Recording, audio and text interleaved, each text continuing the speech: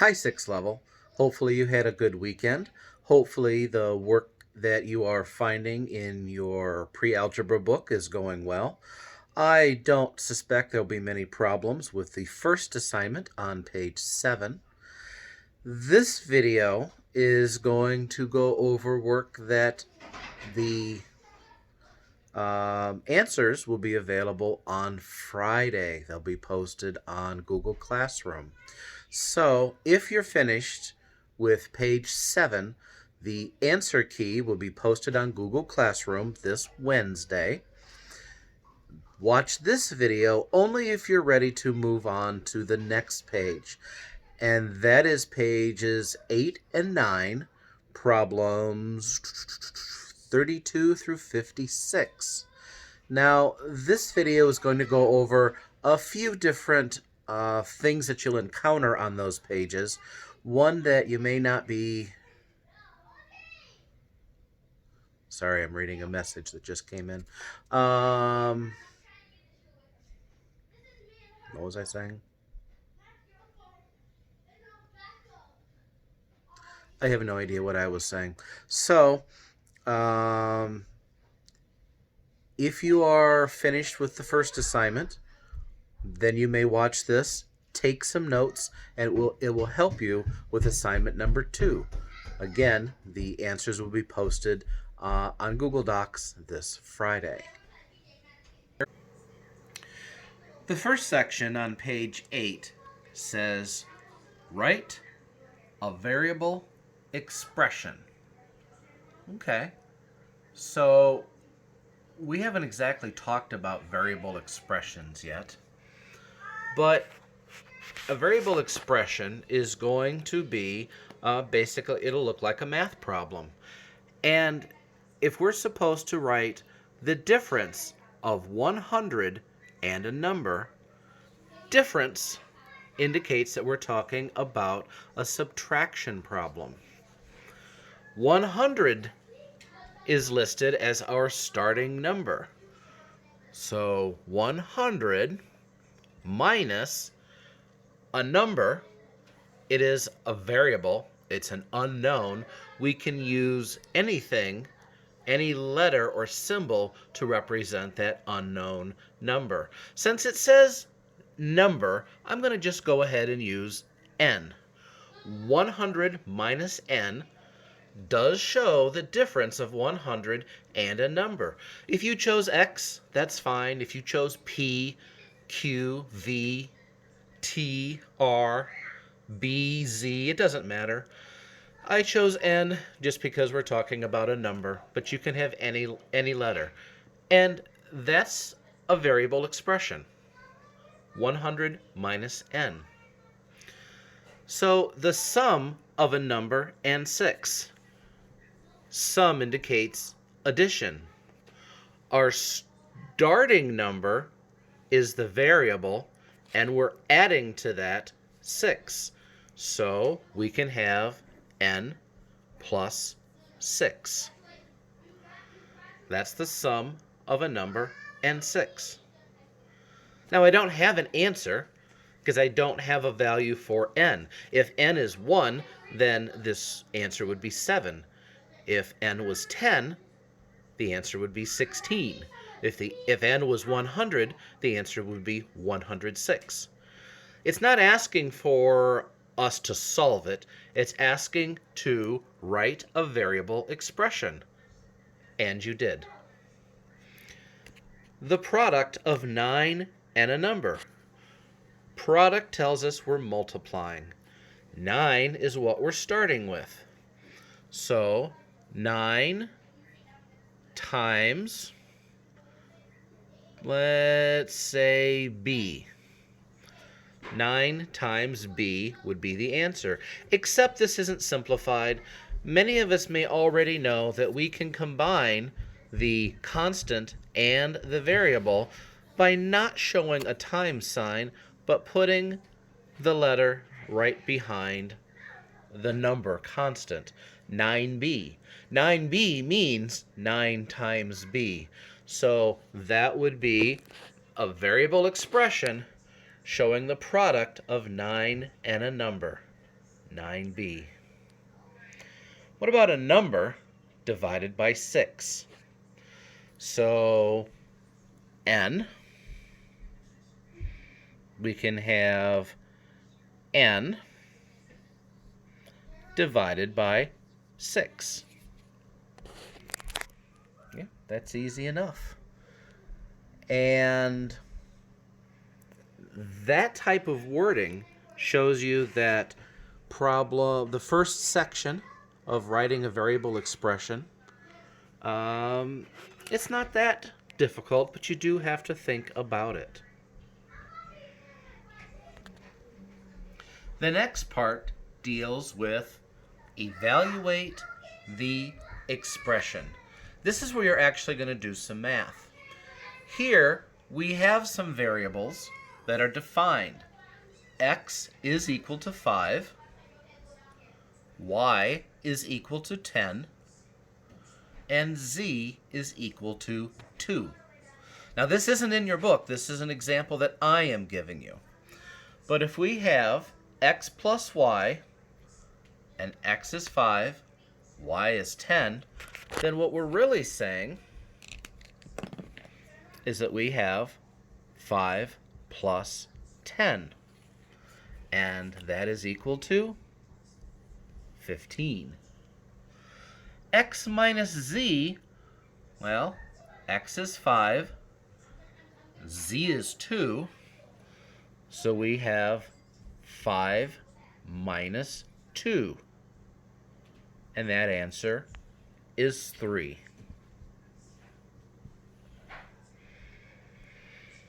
XY. What does that mean? What operation is that? Multiplication. If the two letters are together, it means we're multiplying x and z together.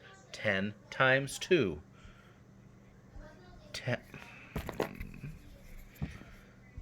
10 times 2 is 20.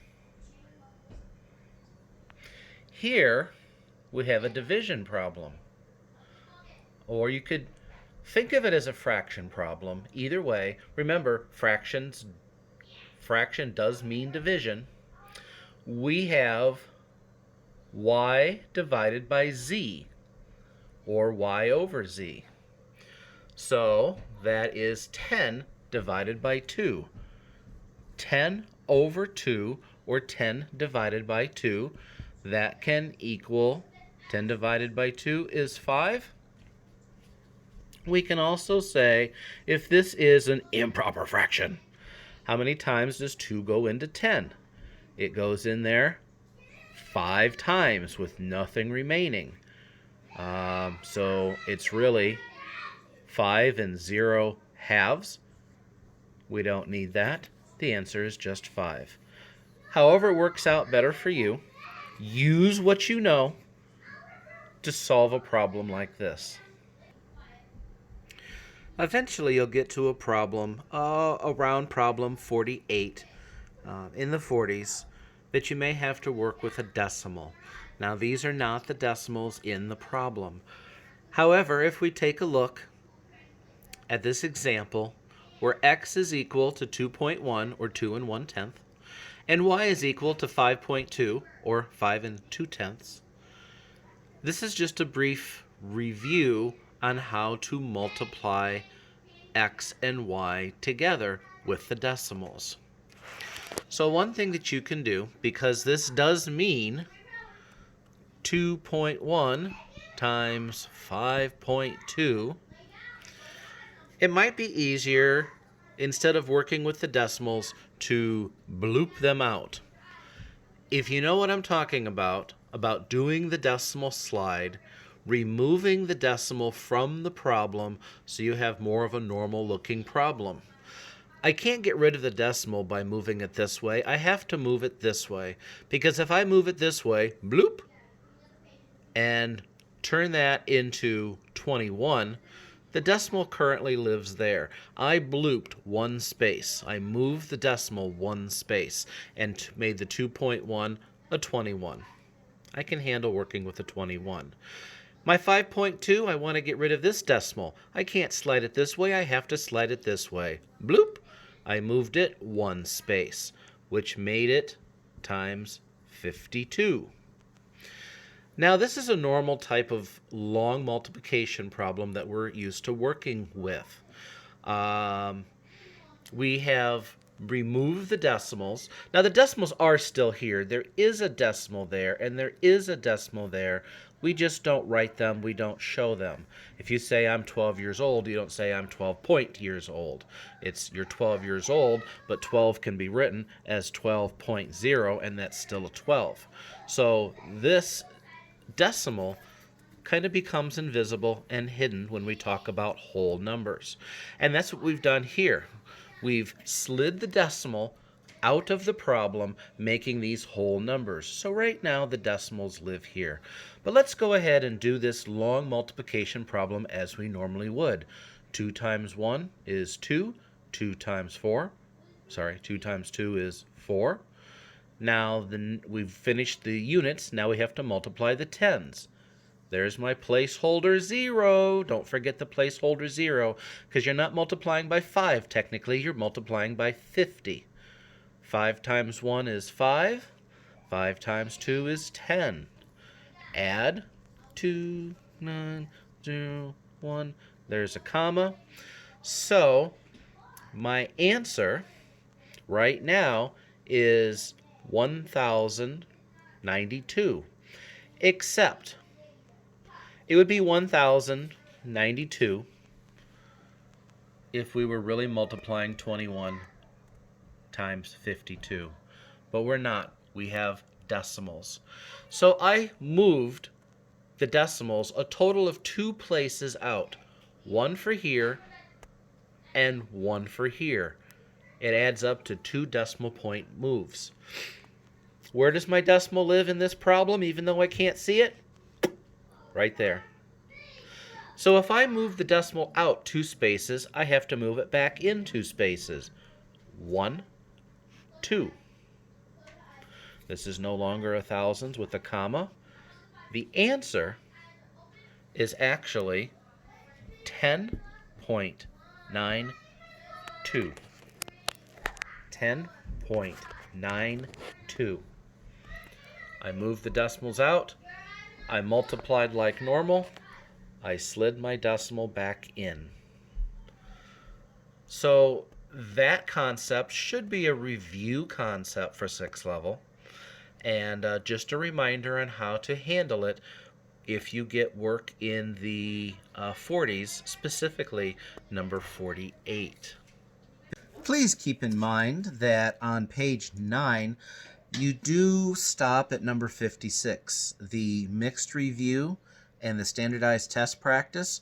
While you are allowed to do that and you will still get answers that you can check your work, that is not required. That is not part of this assignment. So you're only going up to number 56 on page 9.